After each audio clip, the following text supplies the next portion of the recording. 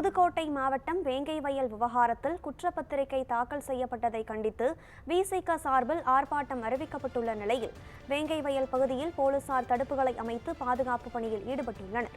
இதுகுறித்த கூடுதல் தகவல்களை நமது செய்தியாளர் ராஜ்குமார் வழங்க கேட்கலாம். வணக்கம் ராஜ்குமார். வேங்கைவயல் விவகாரத்தில் சிபிசிஐடியின் குற்றப்பத்திரிகையை ஏற்க முடியாது, சிபிஐக்கு விசாரணையை மாற்ற வேண்டும் என விசிக தரப்பில் தெரிவிக்கப்பட்ட நிலையில் அங்கு அவர்களுடைய போராட்டத்திற்கு காவல்துறையினர் பாதுகாப்பு ஏற்பாடுகளை செய்து வருகின்றனர். அங்கு இருக்கக்கூடிய கள நிலவரங்களை பதிவு செய்யுங்கள். வணக்கம் கனகவரம்.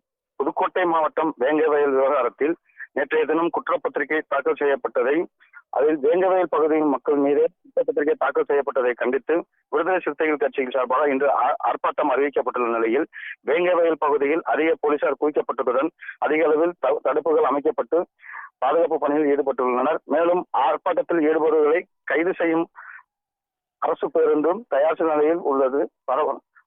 இந்நிலையில் வேங்கவயல் பகுதியில் சுமார் 200க்கும் மேற்பட்ட போலீசார் பாதுகாப்பு பணியில் ஈடுபட்டுள்ளதால் அந்த பகுதியில் பரபரப்பு நிலவுகிறது. வேங்கைவயல் குடிநீர் தொட்டியை அசுத்தம் செய்த விவகாரம் தொடர்பாக விசாரணை முடிந்து 3 பேருக்கு எதிராக சிறப்பு நீதிமன்றத்தில் குற்றப்பத்திரிகை தாக்கல் செய்யப்பட்டுள்ளதாக தமிழக அரசு சென்னை உயர்நீதிமன்றத்தில் நேற்று தெரிவித்துள்ளது.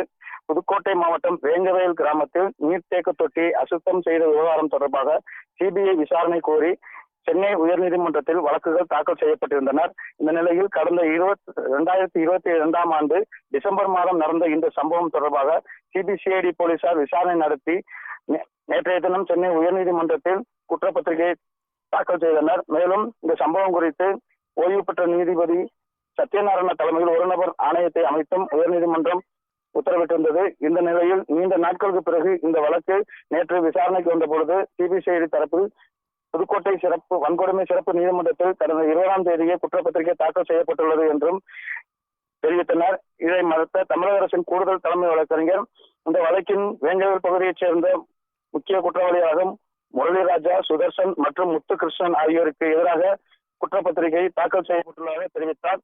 சிபிசிஐடி போலீசார் நடத்திய விசாரணையில் வேங்கவயல் இறையூர் கிராமங்கள் அடங்கிய முட்டுக்காடு பஞ்சாயத்து தலைவராக உள்ள பத்மா முத்தையா குடிநீர் தொட்டி ஆபரேட்டர் சண்முகத்தை பணி நீக்கம் செய்ததால் பஞ்சாயத்து தலைவரின் கணவரை பழிவாங்கும் வகையில் குடிநீரில் நாற்றம் வருவதாக முரளிராஜா என்பவர் பொய் தகவலை பரப்பியதாகவும் அதன் பின் குடிநீர் தொட்டி மீது ஏறிய முத்துகிருஷ்ணன் மற்றும் சுதர்சன் ஆகியோர் இந்த குற்றச்செயலில் ஈடுபட்டதாகவும் கூறி தமிழக அரசு தாக்கல் செய்தது. இதையடுத்து இந்த வழக்கை 6 வாரம் அவகாசம் கொடுத்து நீதிபதிகள் தள்ளி வைத்துள்ளனர். இந்த நிலையில் புதுக்கோட்டை மாவட்டம் வேங்கவயல் விவகாரத்தில் 2 ஆண்டுகளுக்கு பிறகு சிபிசிஐடி போலீசார் நீதிமன்றத்தில் குற்றப்பத்திரிகை தாக்கல் செய்துள்ளனர். இந்த குற்றப்பத்திரிகையில் வேங்கவயல் பகுதியைச் சேர்ந்த முரளிராஜா, சுதர்சன், முத்துகிருஷ்ணன் இந்த சம்பவத்தில் ஈடுபட்டிருப்பதாக தெரிவிக்கப்பட்டுள்ளது. இந்த நிலையில் வேங்கவயல் வழக்கில் தமிழ்நாடு காவல்துறை பட்கல் சமூகத்தை சேர்ந்த 3 குற்றவாளிகள் என கூறியிருப்பது அதிர்ச்சி அளிக்கிறது என்றும் காவல்துறையின் குற்றப்பத்திரிகை விசாரணை நீதிமன்றம் ஏற்றுக்கொள்ளக்கூடாது என்றும் மேல் விசாரணைக்கு ஆணையிட வேண்டும் என வலியுறுத்தி புதுக்கோட்டை மற்றும் வேங்கவயல் பகுதியில் விடுதலை சிறுத்தை கட்சியினர் போராட்டம் நடத்த உள்ளதாக இன்று அறிவித்துள்ளனர்.